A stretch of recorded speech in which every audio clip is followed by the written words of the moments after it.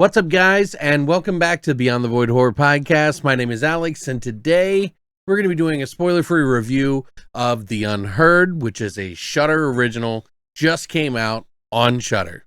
Let's check it out.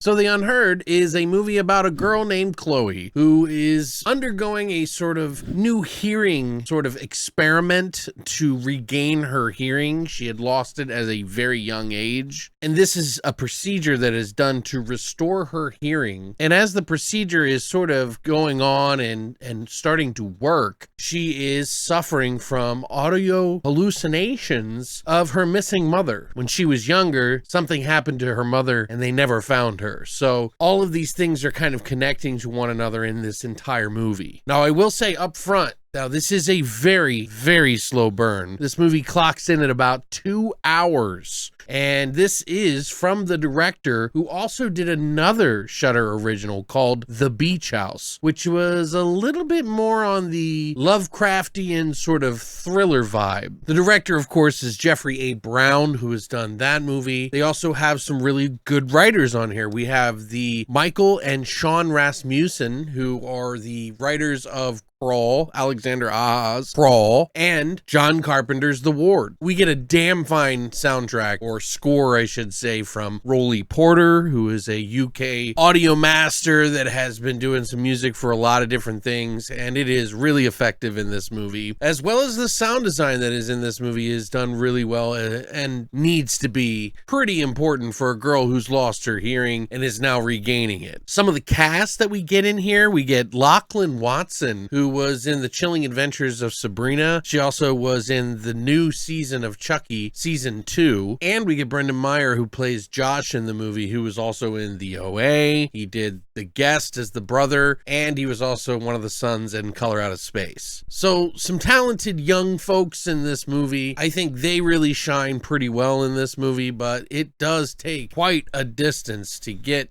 to the goods. Now, I am all for a slow burn. There's always a debate about whether or not a movie is too much or too little. It doesn't matter what these little snack treats are through the movie, but there has to be something that connects you to the end. And for a 2-hour movie, I feel like this is asking a lot of the viewer, especially when this movie really doesn't pick up the pace until about the last 25 minutes or so of the film. That's a pretty big ask. Now, for those of you that are not going to be able to handle a little bit of a slow burn, there is a good story here. There are some very good elements in this film. In the beginning of the movie, we are experiencing what it's like to be essentially deaf. There are a lot of bassy sounds and things that you would hear that your body is making, or maybe bumping into something. You'll hear her heartbeat in the movie quite a bit, and she's using a teleprompter sort of thing that lets people talk to her, and she also has a hearing aid device, and they kind of use a lot of these tools in and out of the movie to kind of really bring you into her world and her environment, which I think is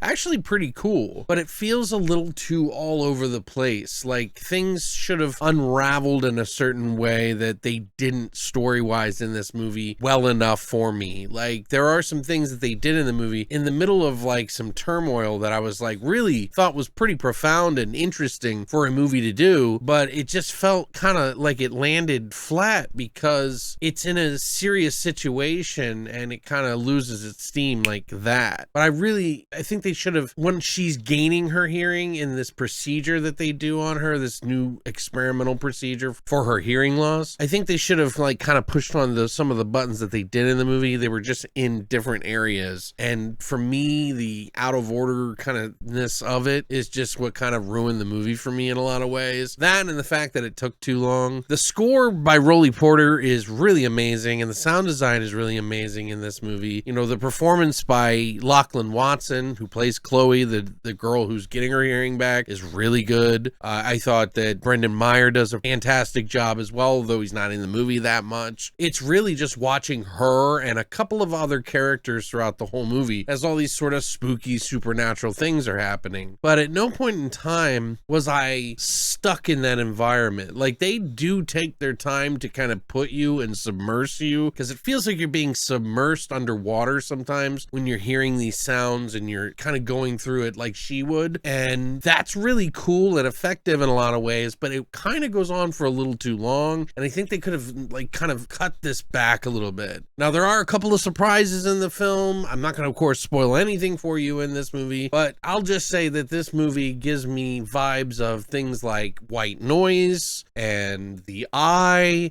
and also Hush, the other movie where the girl was deaf and things are going on behind her. But whereas Hush is a movie that has a lot of the stuff happen quickly, this movie takes its time to the very end. White Noise and The Eye is just sort of light, kind of borrows from those things because it's just a procedure, you know, like they have this procedure on this girl's eye in the eye, and in White Noise they're using audio sounds and frequencies and things, and there's some of that element in here. There were some pretty unsettling scenes with VHS tapes and, like, you know, the lights from the TV and stuff with this girl that I thought was really good, but I didn't really feel like there was any kind of real threat at any point in time, and maybe that's done intentionally, I'm not sure. But by the end, when you get to find out a surprise that is happening, it really just kind of falls flat too, and I just felt like there was too much in this movie that could have landed a really good film and just kind of ended up being a little bit cool in some moments, I should say. Like, it's got good elements and there's good stuff in here, and I definitely think this director has the chops to put you in an atmosphere, but it all just kind of feels a little discombobulated and doesn't work together with one another. And I just don't think this is the film for that director, for Jeffrey A. Brown. I personally prefer his first movie, The Beach House, which I also felt lacked quite a bit in sort of giving me the offerings. But in hindsight, after seeing this movie, I feel like this has less to offer in some regards as far as like the typical viewer, and more to offer in sort of the experience. But it's so jumbled, it kind of loses that sort of effect, I guess. I still think there is some good here. It may not be for a lot of people. I'm pretty easygoing with a lot of movies. We got some decent performances in here. A little too long for a movie. I understand why they did the certain things that they did, but I really feel like this movie would have benefited from a much tighter sort of running time. And you know, yes, we need to get those experiences via the character and her hearing and really be submersed in the environment, but I think they could have done it in a much more condensed way. I think this is going to be very low on a lot of people's lists, so to speak, or scores. I'm saying about 6 or 6.5 overall out of 10. Unfortunately, there are some really good things here, and you may find some people that absolutely adore it, that have a particular niche for the subject matter in this movie. That may be the favorite film of they've ever seen, but for many other people, I feel like it's going to really fall flat for quite a few. But yeah, there is above average stuff in it, and I would feel wrong giving it just an average score because, you know, I do see promise in this director, and I'm definitely waiting for that one that just pops out the gate. And, you know, so far, The Beach House comes first, then this, and we'll see what happens on the next film. But yeah, let me know what you think. Have you seen The Beach House? Have you heard of this movie? Are you going to watch this film? Let me know what you think in the comment section down below. Would love to hear your thoughts on it, your scores, and what you thought about it. Try not to spoil anything, just put spoiler at the top if you're gonna do it, and then some space below the comment. But other than that, thanks for coming by, and as always, long live the void.